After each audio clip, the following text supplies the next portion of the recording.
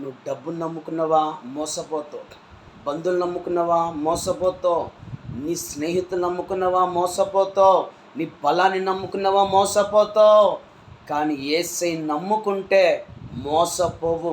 మనం మోసగలమైన నమ్మదగిన వారము కాకపోయినా ఆయన నమ్మదగిన దేవుడు, మోసము చెయ్యడు.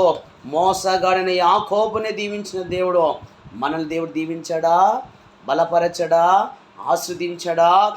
జాగ్రత్త బిడ్డ, నువ్వు నమ్ముకున్న దేవుడు ఆయనకు అసాధ్యం అంటే ఏదీ లేదు. సమస్తమును సాధ్యమే. ఎవరిని నమ్ముకోకు. భర్తను నమ్ముకున్నావా మోసం చేస్తాను, భార్య నమ్ముకున్నావా మోసం చేస్తుంది.